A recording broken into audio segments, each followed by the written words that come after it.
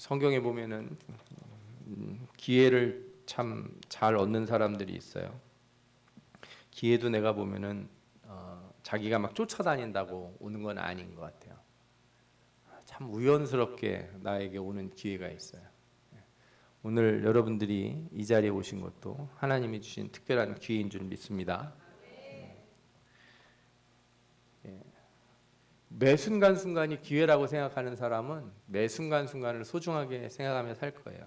그러나 어제나 오늘이나 다 똑같고 그 예배가 그 예배지, 그 말씀이 그 말씀이지 이렇게 생각하며 사는 사람에게는 모든 것이 그냥 다 스쳐 지나가는 일일 뿐이에요. 오늘 성경에 나오는 이야기는 이렇습니다. 바울이 유대인들에게 복음을 전하기 위해서 예루살렘에 왔어요. 그런데 무작정 복음을 전하는 게 아니라 먼저 성전에서 이렇게 결례를 행해요. 이게 이제 정결례라고 그래서 이방 땅을 많이 돌아다니다 왔으니까 성전에 왔을 때 자신을 깨끗하게 하는, 하나님 앞에 이렇게 깨끗하게 하는 예를 드리고 예물을 드리고 제사를 드린 거예요. 그런데 문제가 생겼어요. 복음을 전하기도 전에 아시아에서 온 유대인들에 의해서 붙잡혀서 소동이 납니다. 복음은 한마디도 제대로 못 전하고 막 끌려나가게 되는 거예요. 그런데 이 유대인들에게 소동이 났다고 그러니까 천부장이면 이제 1000명의 부하가 있는 부대장이죠. 지금으로 따지면 1000명이면은 연대장쯤 될 거예요. 연대장인가 대대장 되길래나요? 대대가 한 600명 되니까 옛날에 하여튼 그런 사람이 바울을 이렇게 이제 잡아요. 그래서 너무 시끄러운 거예요. 사태를 파악하려고 그러는데 이게 막 여기저기서 소리가 지르니까 파악이 안 돼서 이제 끌고서 바울을 그 군 부대가 있는 영내로 데리고 옵니다.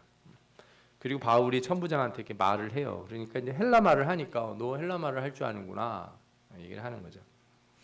이 천부장이 뭘 물어보냐면 이 바울에게 너 혹시 예전에 소요를 일으킨 애굽인 아니냐 이렇게 물어봐요. 이게 무슨 얘기냐면 AD 54년경에 한 애굽인이 거짓 선지자로 이렇게 나타나서 자객 4,000명을 이끌고 예루살렘에 옵니다. 감람산 등에 거하면서 자기의 명령으로 예루살렘 성벽은 무너질 것이고 로마군은 멸망할 것이다 이렇게 사람을 선동한 적이 있어요. 그러니까 이제 이때 있었던 그 군 대장은 신경이 쓰이는 거예요. 그래서 소요가 났다 그러면 이것도 어디서 누가 와가지고 일을 저지르는 거 아닌가 바짝 긴장을 하고 있었던 거예요. 근데 전에 이렇게 소요를 일으켰던 애굽인은 벨릭스라고 하는 총독에 의해서 진압이 되고 한 400여 명이 죽고 200여 명이 포로로 잡혔다고 그렇게 역사가가 기록을 하고 있어요. 바울은 아니다. 난 그런 사람 아니고 백성들에게 내가 할 말이 좀 있어서 그런다. 나한테 좀 말할 기회를 달라 이렇게 얘기를 해요. 그래서 22장에 보면 바울이 백성들에게 나서서 이렇게 설교 혹은 뭐 연설 혹은 자기 변론 뭐 이렇게 볼 수 있는 걸 해요. 내가 어떻게 예수를 믿게 됐는지 증언이라고 하는 게 제일 좋을 것 같긴 한데 내가 어떻게 예수를 믿게 됐는지 그걸 설명을 하려고 하는 거예요. 그래서 바울이 내가 어디서 태어나고 내가 예전에는 예수 믿는 사람들을 박해했었다. 그거 여기 제사장도 알고 다 안다 사람들이. 그런데 내가 다메섹에서 예수를 만났다. 다메섹에 가다가 예수를 만나서 그 예수가 나에게 빛을 비춰주시고 그분이 참된 복음을 가르쳐 주셨다. 그래서 나보고 이 복음의 증인이 되라고 하신 거다. 그런데 이 예수님이 말씀하시기를 내가 예루살렘에 와서 이제 기도를 하는데 주님이 뭐라 그랬냐면 내가 아무리 이 유대인들한테 얘기를 해도 너희들이 안 들을 것이고 그래서 이방인들에게 가서 전하라 이런 말을 했다는 거예요. 그래서 내가 이제 이방에 가서 전하다가 내가 마음이 이게 참 우리 동족에 대한 사랑하는 마음으로 내가 여기 오게 됐다. 이 얘기를 하고 싶었는데 우리 유대인은 안 듣고 그래서 하나님이 주님이 먼저 나를 이방에 보내셨다. 이 소리가 끝나자마자 무슨 일이 생기냐면 저놈 잡아라, 저놈 죽여라 이렇게 난리가 난 거예요. 그래서 바울이 얘기를 끝내기도 전에 난리가 납니다. 그래가지고 바울은 다시 천부장이 끌고 가요. 천부장이 이제 이상하게 생각하는 거죠. 너는 도대체 누구길래 네가 말만 하면 사람들이 저 난리를 치냐. 그래서 너 솔직히 말해라. 너 어떤 사람인지. 묶어놓고 채찍으로 때리면서 신문을 하려고 그래요. 그래서 바울을 막 묶고 있는데 바울이 얘기를 하는 거죠. 너는 내가 무슨 죄를 졌는지 알지도 못하면서 죄가 있는지 밝히지도 못하면서 로마 시민인 나를 이렇게 묶을 수 있냐. 당시 로마 시민이라고 하면 미국 시민 비슷한 거예요. 그냥 아무나 이렇게 아무데나 가서 이렇게 법으로 자기네 법으로 뭐라고 그럴 수 있는 사람이 아닌 거예요. 그러니까 천부장이 깜짝 놀라요. 그러면서 나도 로마 시민이지만 나는 그 로마 시민권을 돈 주고 샀다. 너는 어떻게 로마 시민이 됐냐 그랬더니 바울이 뭐라 그래요? 나는 태어날 때부터 로마 시민이었다. 이렇게 얘기를 하는 거예요. 천부장이 겁을 확 먹습니다. 또 이럴 때는 로마 시민권이 뭔가 이렇게 쓸모가 있어 보이는 것 같아요. 그래서 다음 날 이제 천부장이 유대인들이 왜 이렇게 바울을 고발하려는지 알려고 제사장과 공회를 소집합니다. 공회. 말하자면은 유대인들의 일종의 그 국회 같은 모임이죠. 회의를 소집을 시켜요. 그리고 바울을 데려가요. 그리고 바울이 여기서 이제 자신을 설명을 하는 거예요. 이 제사장과 공회 모인 사람들. 그런데 바울이 어제와 같은 방식으로 설명을 안 해요. 어제처럼 얘기했다가는 말이 진행되기도 전에 난리가 날 것 같다. 바울도 그런 생각을 했는지 어떻게 말을 하냐면 내가 왜 이런 고난을 당하냐면 내가 죽은 자의 부활을 증언한다는 이유로 신문을 받는다. 이렇게 얘기를 해요. 그랬더니 갑자기 모여있던 제사장들과 이 공회 멤버들이 웅성웅성 되는 거예요. 그래서 막 자기들끼리 막 구시렁구시렁하면서 막 점점 분위기가 갈라지기 시작해요. 왜 그러냐? 그 공회에 모인 사람들이 바리새인들하고 사두개인들인데 제사장들은 대부분 사두개 사람들이고, 그죠? 바리새인들은 이제 보통 이 민중의 사람들이죠. 민중의 지도자라고 할 수 있는 사람들. 그래서 바리새인하고 사두개인들하고 갈리는데 이유가 있어요. 사두개인들은 부활을 믿지 않고 천사도 안 믿고 영혼을 믿지 않아요. 참 신기해요. 그런데도 하나님을 믿는다는 게. 그 사두개인들은 이런 걸 안 믿으니까 바울이 이렇게 죽은 자의 부활을 얘기하니까 저것들은 저놈은 부활을 얘기하는 거 보니 이제 바리새인이구나. 근데 바리새인을 뭐라 그러려고 그러면 이제 바리새인들이 딱 보니까 바울이 뭘 증거하는지는 중요하지 않아. 예수 얘기하는지는 중요하지 않고 누구 편에 가까운 것 같아요? 자기네 편에 가까운 것 같아. 바리새인들은 지지를 해줘요. 누구를? 바울을. 사두개인들은 바울을 잡으려고 하고. 그래서 다시 이 재판이 제대로 진행이 안 돼요. 유대인들도 교리적인 입장에 따라 나눠지고, 이건 따지고 보면 권력을 가진 자들의 이익을 위해서 나눠진 거라서 다시 분쟁이 생깁니다. 천부장이 그래서 다시 골치가 아파서 이거 답이 안 나오네. 그리고 데리고 영내로 가요. 바울은 그때 하나님의 말씀을 들어요. 주님이 바울 곁에 서서 담대하라 이렇게 말씀하시면서 예루살렘에서 나의 일을 증언한 것 같이 로마에서도 증언하여야 하리라 이렇게 말씀을 하시는 거예요. 바울은 이때 깨달아요. 내가 유대인에게서 말할 수 있는 게 없구나. 이곳에 와서 증언할 수 있는 게 별로 없구나. 이걸 알게 돼요.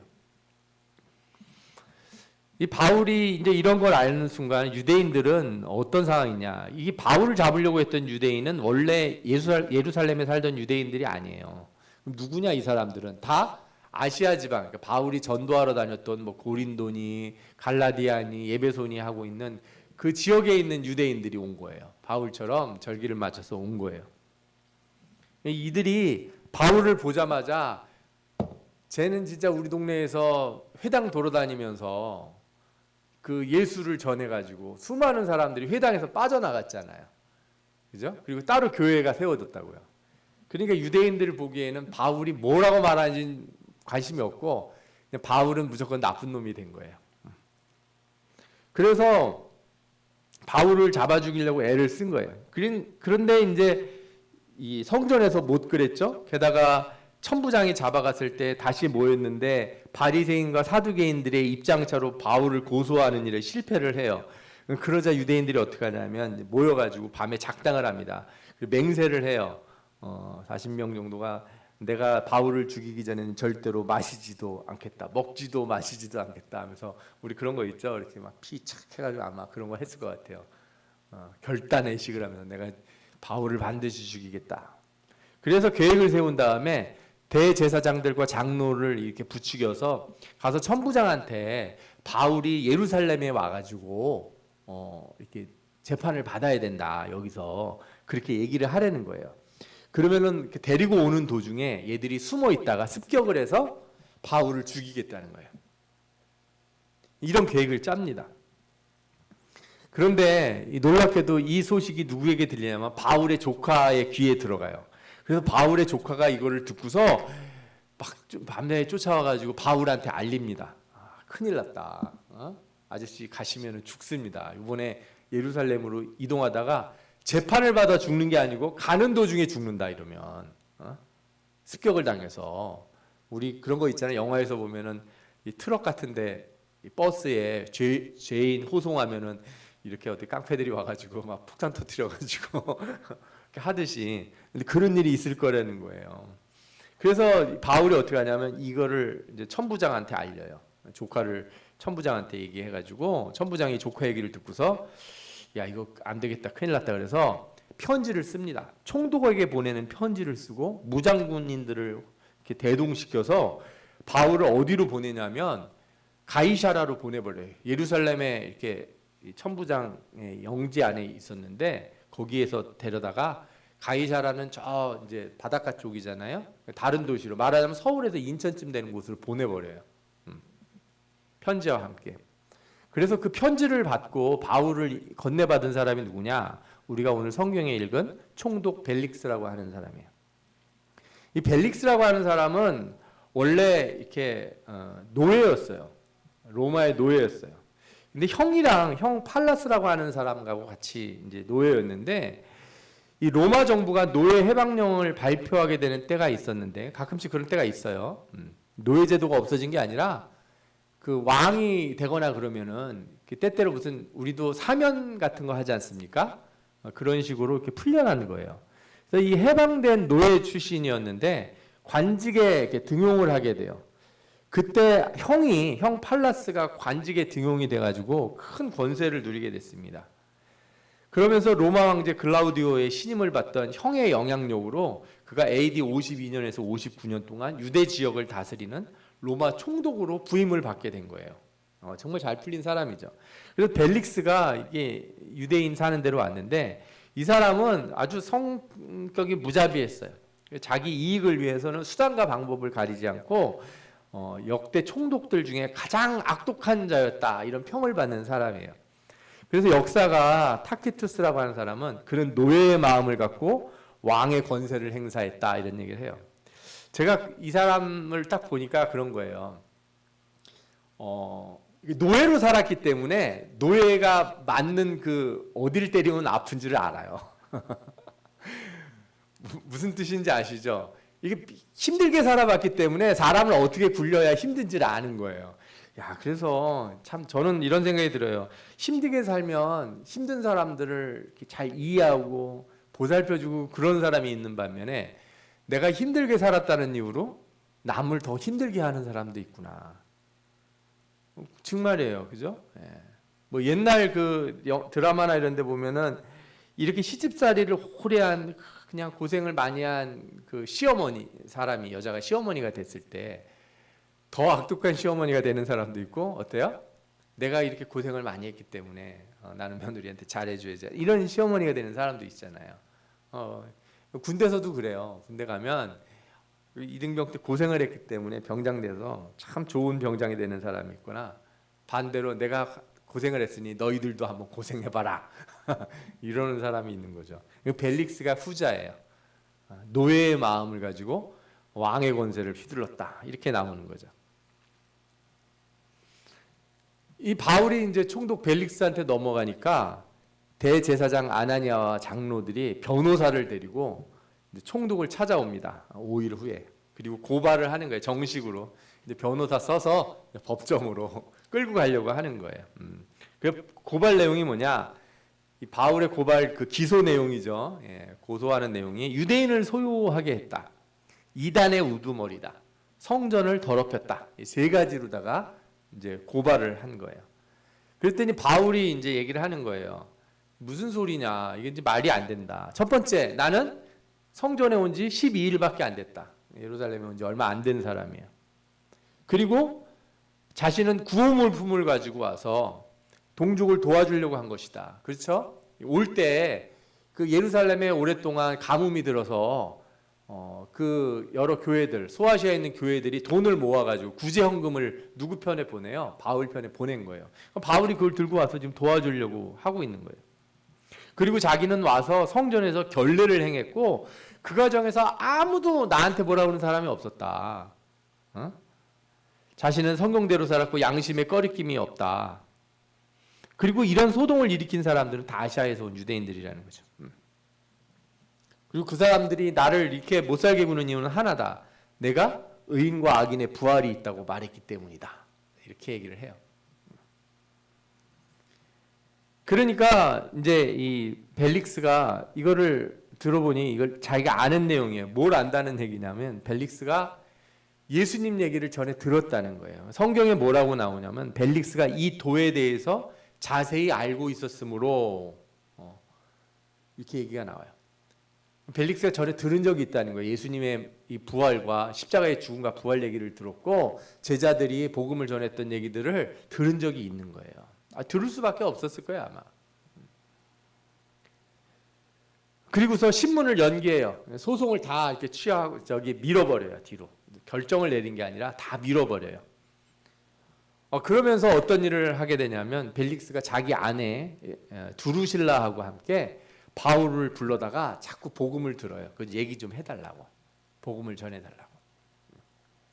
그러면서 몇 년이 지나냐? 2년의 시간이 지나게 돼요. 총독 곁에서 총독을 전도하는 시간인지 총독이 듣고 싶어하는 얘기를 해주는 시간인지 2년이 이렇게 지나게 돼요. 여기서 이제 한 사람 두루실라라고 하는 사람이 나오는데 이 사람은 누구냐면 원래 벨릭스가 3명의 여자하고 결혼했어요. 근데 이 3명의 여자가 다 왕족 딸이었어요. 그 중에 두루실라는 유대 여자로서 헤롯 아그리파 1세의 막내딸이에요. 여러분들이 아는 헤롯은 제일 먼저 아는 헤롯은 누구예요? 예수님 태어날 때 죽이려고 하는 헤롯, 그 헤롯 대왕이라고 그랬죠. 그 헤롯 대왕의 아들 7명이 있는데 그 중에 한 명이 헤롯 안티파스예요. 헤롯 안티파스는 누구냐? 예수님 십자가에 달릴 때 이렇게 봤던 사람이에요. 그리고 헤롯 안티파스, 우리는 헤롯 안디바 뭐 이렇게 부르기도 하는데 이 헤롯 안티파스가 바로 세례 요한을 죽인 사람이죠. 헤롯 아그리파는 누구냐 하면은 그때는 이제 성경에 안 나오고 예수님 때는 성경에 안 나오고 나중에 사도행전에 나오는데 헤롯 대왕의 손자로서 사도 야고보를 처형하고 베드로를 투옥했던 사람이에요. 그러다가 하나님이 이 헤롯 아그리파를 쳐가지고 이 헤롯이 충에 먹어서 죽었다 하는 말씀이 사도행전에 나오잖아요. 이 사람이 헤롯 아그리파 1세예요. 근데 이 헤롯 아그리파 1세에는 2명의 딸과 1명의 아들을 두었는데 그 큰 딸이 누구냐면 25장에 버니게라고 부르는 다음 총독과 같이 있던 여자예요. 총독과 같이 있던 그 아내라고 그래야 되나요? 동거인이라고 해야 되는데 그 사람이 있고 큰 딸, 버니게라고 하는 큰 딸이 있었고 버니게가 총독 이름이 아닙니다. 벨릭스 다음에 베스도고 그 베스도와 같이 있었던 버니게라고 하는 사람이 큰 딸이고 둘째 딸 이름이 두루실라예요. 두루실라. 두루실라는 되게 이쁘고 매력적인 유대 여자였는데 어린 나이에 그 콤마겐의 왕자 아피파네스하고 약혼을 했다가 아피파네스가 할례를 거부해서 혼인이 깨져요. 할례 받지 않은 사람이랑 결혼할 수 없다는 걸로. 그런 다음에 이 두루실라가 누구랑 또 결혼하냐면 시리아의 왕 아지주스와 결혼을 해요. 그런데 벨릭스가 유대 총독으로 부임한 지 얼마 안 돼서 두루실라를 보게 돼요. 근데 너무 이쁜 거예요. 너무 이뻐. 그래서 어떻게 했는지 아세요? 벨릭스가 아토모스라고 하는 마법사를 보내가지고 이렇게 두루실라를 설득을 합니다. 어떻게 하냐면 이 사람과 헤어지지 않으면 큰 저주가 내린다. 뭐 이런 거짓말을 해가지고 요즘도 뭐 그런 사람들이 있더라고. 무슨 법사나 뭐 이런 사람이 나와가지고 막 어디다 땅을 사야 된다는 둥, 뭘 하면은 뭐가 된다는 둥, 뭐 이런 시대가 요즘도 일어나는 거 좀 웃기잖아요. 근데 옛날에 이런 거예요. 그래서 이 마법사를 동원해가지고 이 드루실라를 꼬신 거예요. 이혼을 하게 만들어요. 그리고서 이 여자를 자기 아내로 삼아요. 야, 참 이걸 뭐라고 생각해야 되는지 모르겠어요. 요즘 시대 윤리로 보면은 진짜 말도 안 되는 일이죠. 예. 이렇게 해가지고 이 여자가 이방인과 파혼을 하고 율법을 어긴 일이 돼요. 두루실라가 이제 이 벨릭스하고 같이 살게 되는데 나중에 어떻게 되냐? 이 두루실라는 벨릭스가 총독에서 물러난 지 20년 후에 그 아그리빠라고 하는 이름을 가진 아들과 함께 폼페이에 살다가 폼페이가 화산이 뻥 터진 적이 있잖아요. 유명한 폼페이 화산 폭발. 그때 용암에 묻혀서 죽은 걸로 이렇게 알려져 있어요. 그래서 이제 이 벨릭스는 어떻게 되냐면 이 두루실라와 함께 계속해서 이 예수님 바울을 불러가지고 예수님을 믿는 이 도에 대해서 들어요. 복음에 대해서 듣는 거예요. 그래서 계속 듣는데 근데 여기서 변화가 있어야 되냐? 근데 변화가 안 일어나는 거예요. 거의 2년간 복음을 들어요. 그러면서 벨릭스가 이 복음을 들을 때 어떤 마음을 갖냐면은 성경에 나오는데 바울이 의와 절제와 장차 오는 심판을 강론하니 벨릭스가 두려워하여 대답하되 지금은 가라 내가 틈이 있으면 너를 부르리라 하고 그렇게 나와요. 말씀을 들으면 갑자기 생각나는 사람이 있어요. 누가 생각납니까? 세례 요한 때 세례 요한을 자꾸 감옥으로 찾아가서 말을 듣던 사람이 있죠? 헤롯 안티바. 그죠? 안티파스. 헤롯 안티파스는 세례 요한을 이렇게 두려워했어요. 세례 요한의 말을 존중했어요. 하나님 말처럼. 그런데 또 한편으로는 세례 요한을 어떻게 해야 돼요? 죽이라 하고 하는 그런 압박을 막 받아요. 자기 부인이 당신 뭐 하시는 거예요? 빨리 가서 세례 요한을 죽여야죠. 그럼 죽이러 갔다가 세례 요한이 막 뭐라고 얘기를 하면은 그렇죠. 제가 이렇게 살면 안 되는데 그리고 이제 다시 왔다가 또 아내한테 잔소리 듣고 막 이렇게 우왕좌왕하는 사람이었던 거예요. 벨릭스도 비슷한 사람이에요. 예수 그리스도의 도를 들었어. 알긴 알아 좀. 바울을 듣고 심판에 대해 듣고 부활에 대해 듣고 주님이 다시 오신다는 얘기를 들으니까 겁이 덜컥 나는 거야. 이렇게 살면 안 되는데 큰일 났는데. 근데 벨릭스가 회개를 못해요. 성경에 나오질 않아요. 벨릭스를 뭐가 방해했을까? 뭐가 그렇게 방해했을까? 오늘 성경에 보면 첫 번째로 이런 말씀이 나와요. 또 바울에게서 돈을 받을까 바라는 거로 더 자주 불러 같이 이야기하더라. 이게 바울이 지금 어떤 상태냐면 감금 상태잖아요. 그러니까 바울한테 복음을 듣는 것도 좋은데 약간 뉘앙스를 비치는 거죠. 뭐예요? 너 나한테 조금 이렇게 뭔가 이렇게 주면 내가 널 이렇게 잘 풀어줄 수도 있어. 내가 총독이잖아. 예? 이 복음을 듣는 자세가 여러분들 이러면 절대 말씀을 못 들어요. 복음을 듣는 자세는 하나님 말씀을 듣는 자세는 여긴 대통령이 앉아 있어도 어떤 자세로 앉아서 들어야 돼요? 하나님의 말씀을 듣는 자세로 앉아 있어야죠. 그런데 얘기 좀 잘 해봐. 내가 예배만 끝나면 내가 너보다 훨씬 높아. 목사님 나한테 좀 잘 보여야 될 걸. 내가 그래야지 뭐 헌금도 많이 하고 목사님 밥이라도 좀 사주고 뭐 이라도 챙겨주지. 나 아니면 뭐 교회 돌아갈 것 같아요? 이런 자세로 있다면 이건 말씀을 들을 수가 없어요. 여러분들 예수 믿는데 하나님 복음 듣는데 제일 방해되는 게 뭐냐? 누구에게 물어봐도 저는 돈이라고 얘기할 것 같아요. 두 가지 면에서 그래요. 돈이 없는 사람은 돈이 없어서 말씀이 안 들려요. 먹고 사는 일이 걱정이 돼서 여기 와서 앉아 있어도 걱정이 돼요. 내일 어떻게 하나? 어디로 가야 되나? 직장은 어떻게 해야 되나? 사업은 어떻게 해야 되나? 가게는 어떻게 해야 되나? 새해는 어떻게 해야 되나? 이 생각이 들어 있으면 말씀이 하나도 안 들려요. 기도도 안 돼 그러면. 반대로 돈이 많으면 또 말씀이 안 들려요. 왜? 주야 모든 것이 족하니 뭐라고 말씀하셔도 아멘. 겉으로 보면 아멘 하는 것 같죠. 근데 그건 아멘이 아니에요. 저 말씀 못 들으면 나 오늘 죽는다. 내 영혼이 죽는다. 이런 마음을 가지고 말씀을 들어야지 그게 말씀이 듣는 거지. 아님 말고요. 아니 뭐 오늘 못 들으면 뭐 집에 가서 유튜브로 듣지 뭐 다시. 잘 때 한번 틀어놓고 자는 건지 비몽사몽간에 내가 환상을 보는 것 같이 나도 말씀을 들어야지. 뭐 이렇게 틀어놓고서 이렇게 핸드폰 옆에다 놓고서 하다가 그래서 꼭 뒷마무리를 못 듣고 앞부분만 듣다가 끝나는 경우가 있어. 듣다 보면 또 잠이 또 왜 이렇게 잘 와. 우리 또 구목사님은 억양 톤이 그냥 덩벙해가지고 한 10분만 들으면 바로 그냥 주여. 여러분들 하나님 말씀은 성경에 뭐라고 나와요? 하나님 말씀은 말씀이고 하나님이시다 그러잖아요. 말씀이고 육신이 돼서 오신 분이 누구예요? 예수 그리스도죠. 그래서 이 어떤 신학자는 말씀을 이거 성경만 말씀이 아니라 예수 그리스도가 말씀이고 그리고 그 예수 그리스도를 증언하는 이 설교단에서 나가는 설교가 곧 말씀이다 이런 거예요. 말씀은 인격적이에요. 말씀은 인격적. 말씀이 인격적이라는 건 뭐냐면 말씀을 들을 때 내 마음에 감동이 온다는 건 말씀이 나의 마음에 이렇게 말을 건넨 거예요. 나와 대화가 일어난 거라고요. 교제가 일어난 거. 여러분들은 말씀을 듣고 감동이 왔다는 거를 그냥 내가 뭐 영화나 음악 같은 거 들으면서 오는 감상이라고 생각하시면 안 돼요.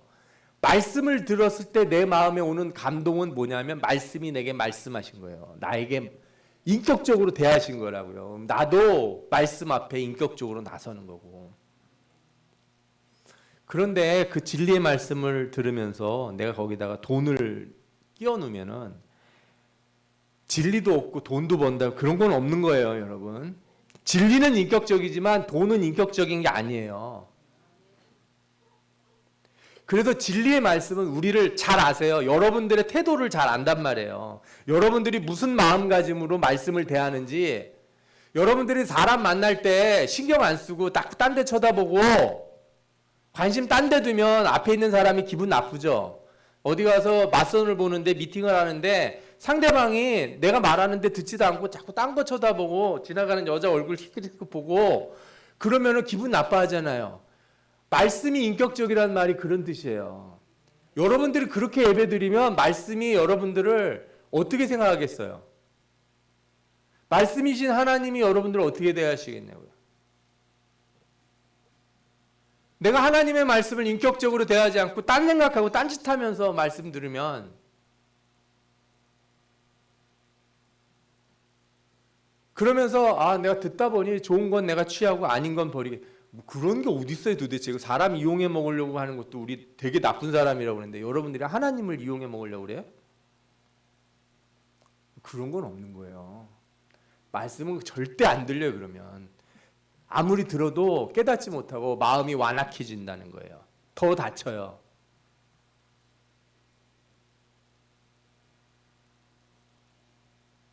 예배 드릴 때 자녀들 데리고 오고 애기들 데리고 오실 때 기도 많이 하고 오세요. 내가 애기 때문에 예배 못 드리지 않도록 하나님 앞에 엄청 기도하고 오셔야 돼요. 네? 전날 피곤한 일이 있어서 주일날 와서 졸 것 같으면 기도 엄청 하고 오셔야 돼요. 왜? 주님 만나러 왔다가 내가 꾸벅꾸벅 졸고 가면 안 되겠다. 유두고 마냥 창틀에 떨어질까 봐 기도하시라고요. 네?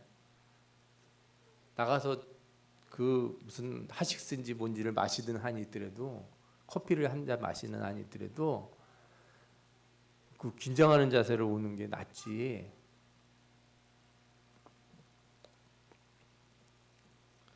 벨릭스를 또한 방해한 게 있어요.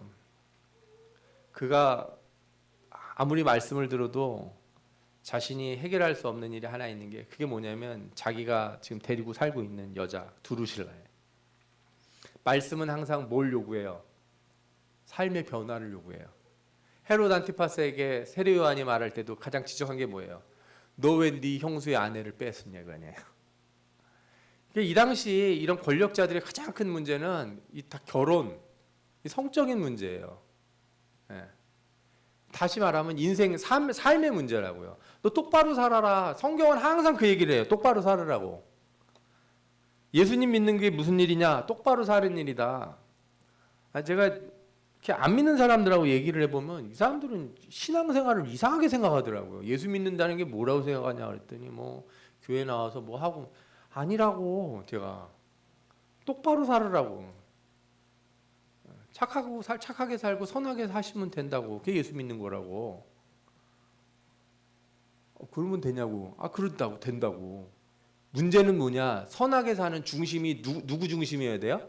하나님 중심으로 선하게 살으라. 당신 생각에 선한 거, 내 생각에 선한 거하고 하나님 생각에 선한 거하고 이렇게 겹치는 부분만 선하다고 말하지 말고 온전히 하나님 앞에 중심을 딱 꽂고 하나님께 선한 것만 내가 받아들여야지. 그러면 내가 선하다고 생각하는 일이 하나님 입장에서 선하지 않을 수 있잖아요. 그럼 내가 버려야죠. 내 입장에서 옳다고 생각하는 게 하나님이 보시기에 악하다 그러면 어떻게 해야 돼요? 버리는 거예요. 말을 사람들이 그래요. 세상 사람들이 다 자기는 착하게 살고 뭐 그런다는 거죠. 착한 게 도대체 뭐냐? 착한 거의 기준은 누가 정했냐 이거예요.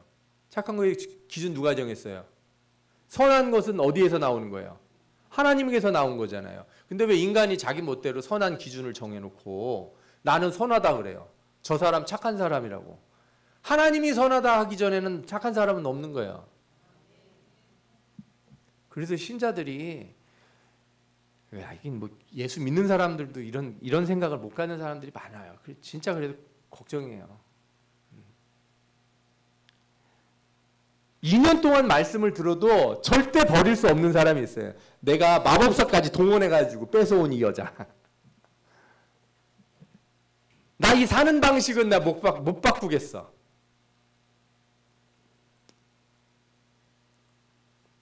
그러면 뭘 맨날 불러다가 들어 듣기는. 그냥 살고 싶은 대로 쭉 살 거면서 뭘 말씀은 자꾸 들으려고 그래요. 헤롯 안티파가 자기가 회개할 수 없는 삶 때문에 그렇게 죽은 거 알잖아요. 예수님 십자가에 달리기 직전에 만났는데도 아무것도 얻지 못하고 기회를 다 놓치고 죽었어요. 저도 여러분들에게 말씀드리고 싶어요. 저한테 설교를 들은 지 그래도 몇 년 되셨잖아요. 2년은 다 지난 것 같네. 여러분들은 뭐가 바뀌셨나요? 그 구목사가 설교를 현찮게 하고 영역이 없어서 그렇다 그러면 제가 할 말은 없고요. 그게 아니라면 나는 왜 말씀을 인격적으로 대하지 못하는가? 말씀이 내게 내 마음에 오셔서 이렇게 마음을 두들기고, 그죠? 문을 열라고 하시고, 때로는 내 심장을 이렇게 붙드시고, 나로 하여금 눈물을 흘리게 하시는데, 근데 왜 나는 안 변하는 건가? 나는 왜 각오가 없는가? 2년 전보다 더 믿음이 좋아지신 분 아멘 하십시오. 아멘 하셔야죠. 그래도 에이, 너무 정직하려고 그래. 왜? 아멘 하세요. 자, 2년 전보다 믿음이 좋아지신 분 아멘 하십시오. 아멘. 네. 감사합니다. 다 제가 하나님의 은혜로 여러분들이 설교를 잘 듣고 믿음이 성장한 줄 믿습니다. 성경에 나오는 사람들 중에는요, 참 본받을 만한 사람들이 있어요. 참 나도 저 사람처럼 하고 싶다. 그러나 다른 면에서 우리에게 교훈을 주는 사람들이 있죠. 나는 저러면 안 되겠다. 2년씩이나 바울을 옆에 두고 말씀을 들었는데도 안 바뀌니 어떡할까? 이게 오늘 말씀이 사실 더 긴데 여기서만 끊으려고 그랬어요. 제가 왜? 뒤에 보면은 다음 총독도 바울을 놔주질 않고 또 붙들고 있어요. 왜? 유대인들 환심을 살려고. 그리고 헤롯 아그리파 2세가 나타나요. 아그리파 1세 아들, 그 두 딸 말고 다른 하나 아들. 근데 이 아들은 또 누구랑 같이 사는지 아세요? 자기 누이랑 같이 살아요. 네. 큰 딸은 벨릭스하고 같이 살고 둘째 딸은 딴 남자랑 살다가 남편을 한 서너 번 갈아치우고서 자기 오빠랑 같이 있는 거예요. 말도 안 되는 것 같죠? 이건 뭐 당시에 이랬으니 엉망이었으니까. 이 사람들 앞에 바울이 복음을 얘기를 해줘요.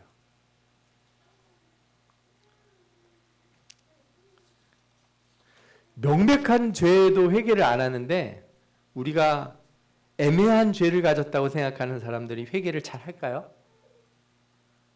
이렇게 명백한 악 속에 사는 사람들도 말씀을 듣고 회개를 잘 안 하는데 나는 그래도 좀 괜찮지 않냐, 내가 그 정도는 아니지 않냐 하는 사람들이 회개를 잘 할까요? 난 좀 모르겠어요. 잘. 여러분, 정신들을 안 차리시네. 정말. 말씀을 인격적으로 대하시기를 바랍니다. 그 말씀이 여러분들을 변화시킬 겁니다. 말씀을 인격적으로 대하는 사람들이 변화되는 거지. 말씀은 그래서 내가 이렇게 취사 선택하는 게 아니에요. 내가 먹어보고 맛있다 맛없다 감별사처럼 얘기하는 그런 게 아니에요. 말씀이 인격이시라는 거는 그 말씀이 하나님이시기 때문에 내가 말씀을 하나님으로 대하는 사람에게 말씀이 역사하고 나를 바꾸는 거예요. 변화시키는 거예요. 그래서 그냥 선하게 살아라, 거짓말하지 말고 착하게 살아라는 말을 가볍게 여기지 마세요. 예수 똑바로 믿으라는 말을 가볍게 여기지 말라고요. 그냥 맨날 하는 얘기, 교회 가면 하는 얘기가 아니고 나의 인생을 바꿀 수 있는 얘기고 나의 생명을, 영혼을 살리는 생명의 말씀이다. 이렇게 대하는 사람만이 진정한 변화의 기회를 잡을 줄 믿습니다. 여러분들에게 이 기회가 있다는 걸 잊지 마시고 오늘도 놓치지 않는 여러분들 되시기를 축원합니다. 아멘. 기도하겠습니다.